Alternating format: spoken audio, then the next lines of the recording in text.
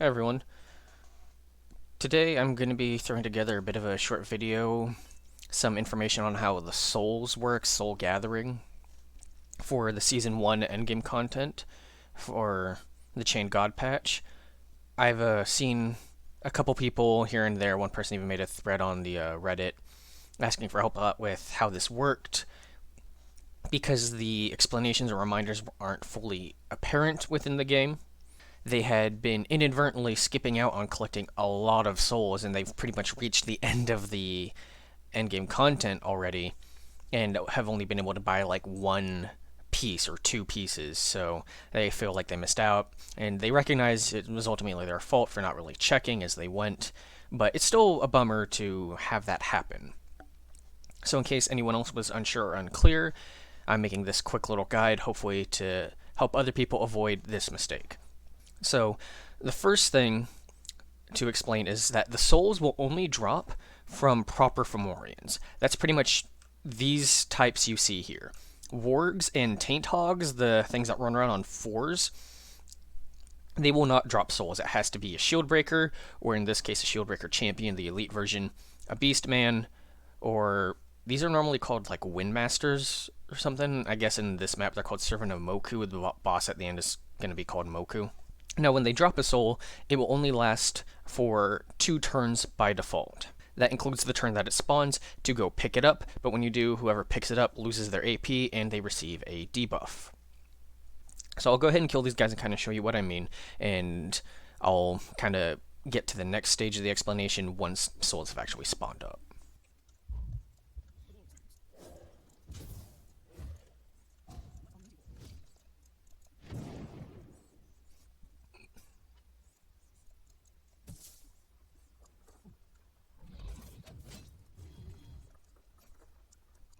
Oh, look at this.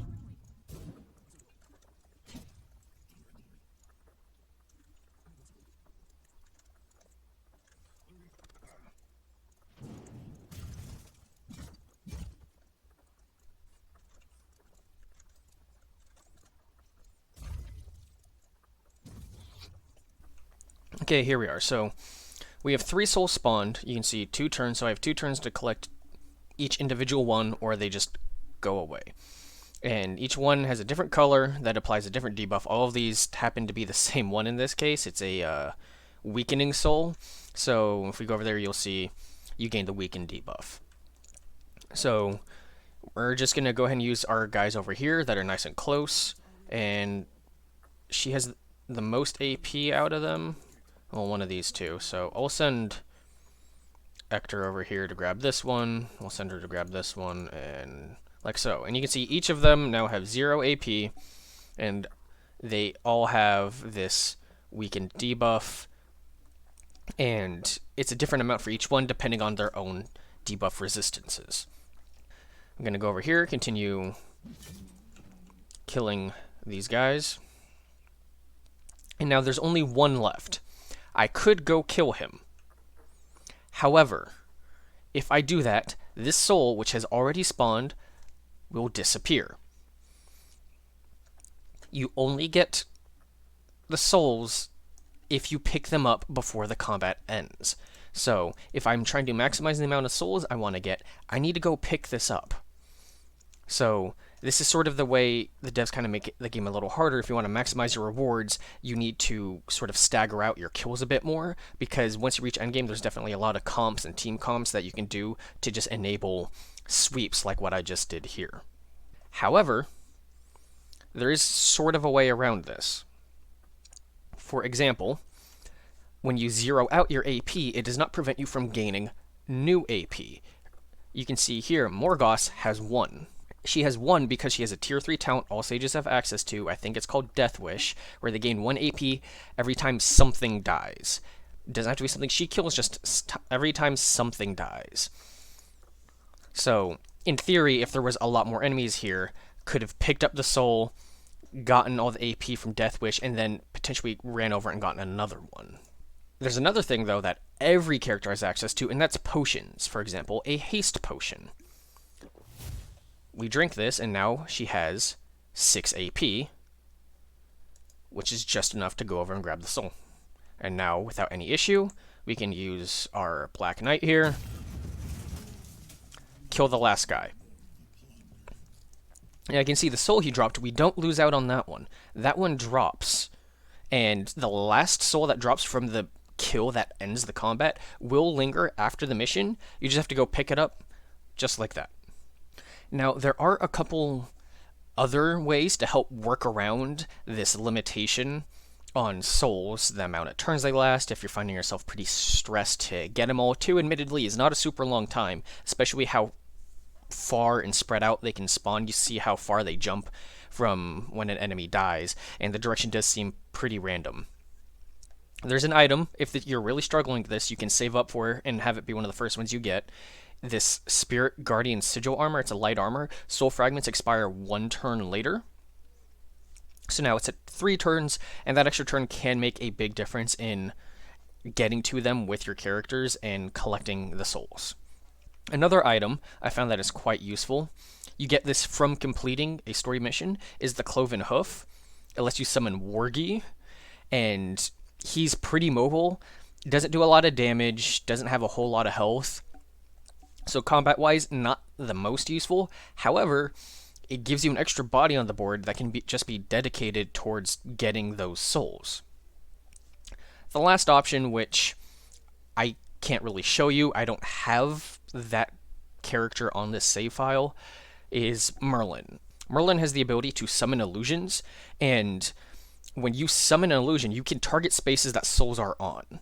So if you put your illusion on top of a space where the soul fragment is, the illusion will collect it because it counts as part of your team. But because it counts as a separate entity from Merlin, it will not zero out his AP. So Merlin is actually really strong at collecting these soul fragments for you. He has a really high utility. I don't know if this is intended or a bug. It's been brought up to the devs. They've said they'll think on it.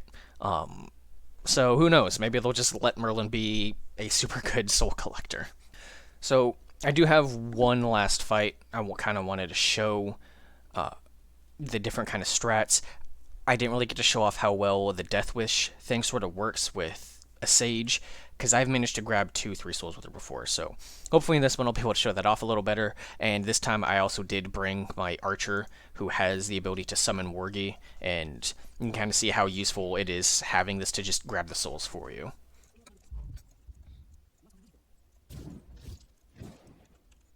Not a great starting position for us on this fight, and it's a Spire fight. These things, you need to kill these to level up the effectiveness of that endgame gear, in case you were curious. Okay.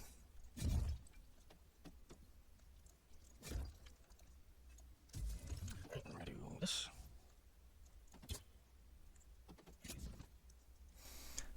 Okay, yeah, see, his soul jumped over there. It's pretty random.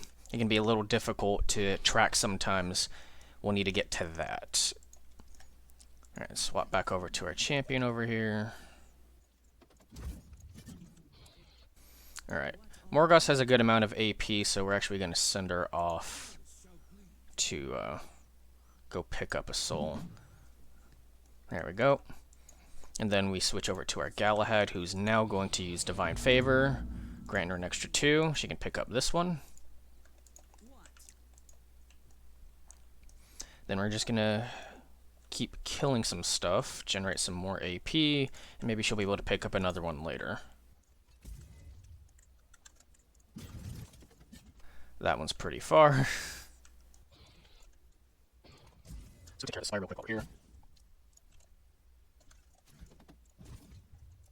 Go ahead and summon Wargian. Fortunately, he does spawn with 0 AP. But you can see he has 10, which we can just use entirely for movement. Morgause has 4 now. Right. We still have 1, 2, 3, 4 souls on the field, so we're going to leave him alive. We'll just put Galahad up here to face tank him. We'll go ahead and use our Black Knight, since he has the most AP, to go ahead and just grab this one out here in the distance. Don't have quite enough to reach this soul right here. So we'll just move Morgos into position.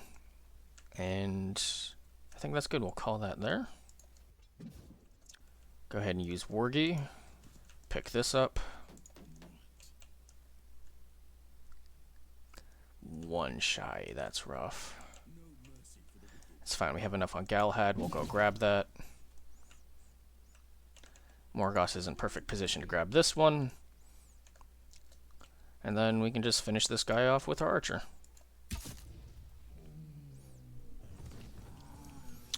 And as usual, we just pick up the last soul, just like that.